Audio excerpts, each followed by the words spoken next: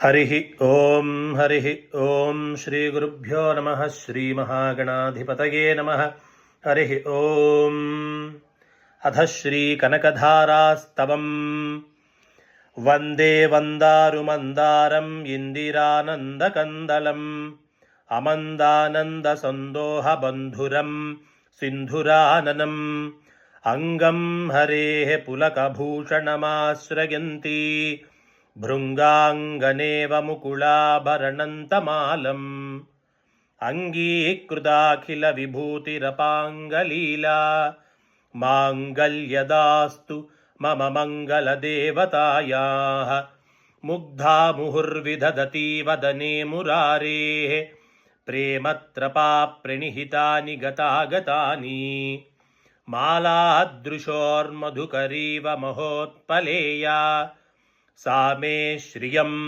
दिशतु सागरसम्भवायाः विश्वामरेन्द्रपदविभ्रमदानदक्षम् आनन्दहेतुरधिकं मुरविद्विषोऽपि ईशन्निषीदतु मयि क्षणमीक्षणार्थम् इन्दीवरोदरसहोदर इन्दिरायाः आमीलिताक्षमधिगम्य मुदा मुकुन्दम् आनन्दकन्दमनिमेषमनङ्गतन्त्रम् आकेकरस्थितकनीनिकपद्मनेत्रम् भूत्यै भवेन्मम भुजङ्गशयाङ्गनाया कालाम्बुदालिललितोरसिकैटभारे धाराधरे स्फुरति या तटिदङ्गनेव मातुः समस्तजगतां महनीयमूर्तिः भद्राणि मे दिशतु भार्गव नन्दनायाः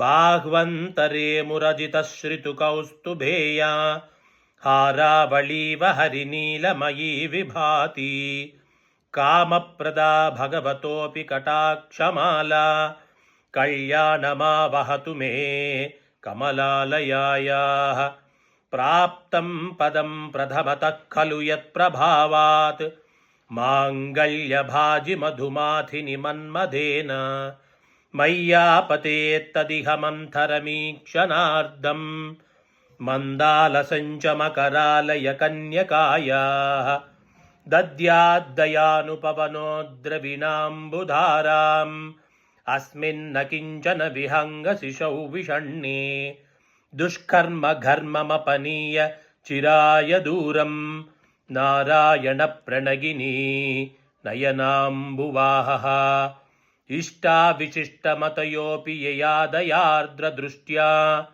त्रिविष्टपपदं सुलभं लभन्ते दृष्टिप्रहृष्टकमलोदरदीप्तिरिष्टां पुष्टिं कृषीष्ट मम पुष्कर विष्टरायाः गीर्देवतेति गरुडध्वजसुन्दरीति शाकम्भरीति शशिशेखरवल्लभेति सृष्टिस्थितिप्रलयकेलिषु संस्थितायै तस्यै नमस्त्रिभुवनैकगुरोस्तरुण्यै श्रुत्यै नमोऽस्तु शुभकर्मफलप्रसूत्यै रत्यै नमोऽस्तु रमणीयगुणार्णवायै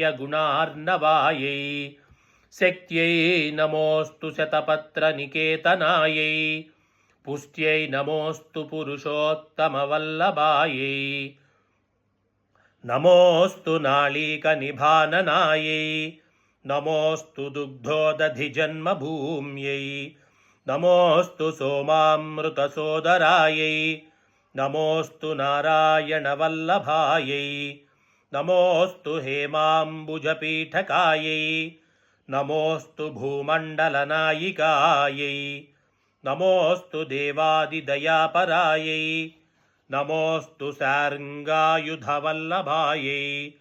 नमोऽस्तु देव्यै भृगुनन्दनायै नमोऽस्तु विष्णोरुरसिस्थितायै नमोऽस्तु लक्ष्म्यै कमलालयायै नमोऽस्तु दामोदरवल्लभायै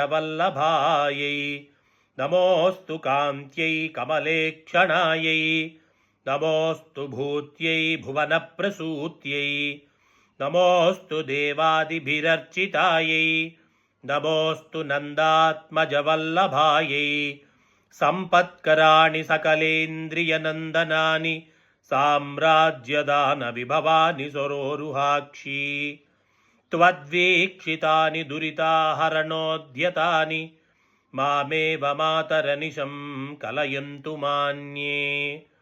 श्रीकटाक्षसमुपासनाविधिः सेवकस्य सकलार्धसम्पदः संतनोति वचनाङ्गमानसैः त्वां मुरारिहृदयेश्वरीं भजे। सरसिजनिलये सरोजहस्ते धवलतमां शुकगन्धमाल्यशोभे भगवति हरिवल्लभे मनोज्ञे त्रिभुवनभूतिकरि प्रसीद मह्यम्।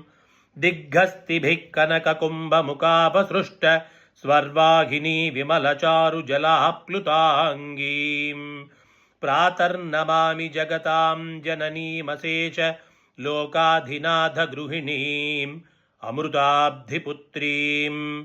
कमले कमलाक्षवल्लभे त्वं करुणापूरतरङ्गितैरपाङ्गैः अवलोकय मामकिञ्चनानां प्रथमं पात्रमकृत्रिमं दयायाः।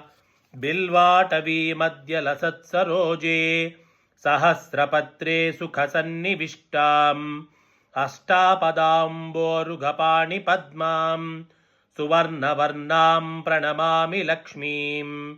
कमलासनपाणिना ललाटे लिखितामक्षरपङ्क्तिमस्य जन्तोः परिमार्जय मातरङ्घ्रिणाते धनिकद्वारनिवास दुःखदोग्द्रीम्।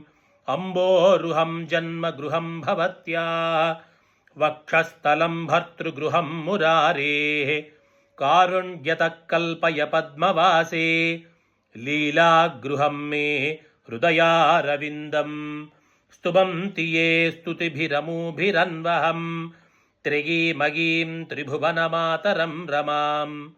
गुणादिका गुरुतरभाग्यभाजिनो भजन्ति ते भुवि बुधभाविताशया।